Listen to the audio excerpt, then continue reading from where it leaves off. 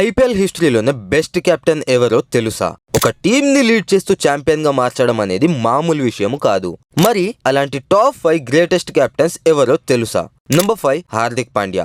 Captain గా first season లోనే Gujarat Titans కి ట్రోఫీ అందించాడు. అలాగే నెక్స్ట్ సీజన్ కూడా ఫైనల్ వరకు తీసుకొచ్చాడు. Number 4 Gautam Gambhir. KKR captain గా 2012 అండ్ 2014 లో 2 ఐపీఎల్ ట్రోఫీస్ గెలిపించాడు. ఎస్పెషల్లీ 2012 లో సిఎస్కే లాంటి స్ట్రాంగ్ టీమ్ ని ఫైనల్లో ఓడించాడు. నంబర్ 3 రజత్ పటిదార్.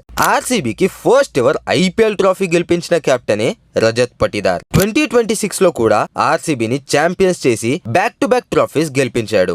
ఇంకా ధోని అండ్ రోహిత్ తర్వాత బ్యాక్ టు బ్యాక్ ట్రోఫీస్ గెలిపించిన కెప్టెన్స్ లో రజత్ పటిదార్ ఒకడు. Number 2 Rohit Sharma. Mumbai Indians captain గా రోహిత్ శర్మ 5 ఐపీఎల్ ట్రోఫీస్ గెలిపించాడు. అండ్ 2019 అండ్ 2020 లో back to back IPL trophies కూడా గెలిపించాడు.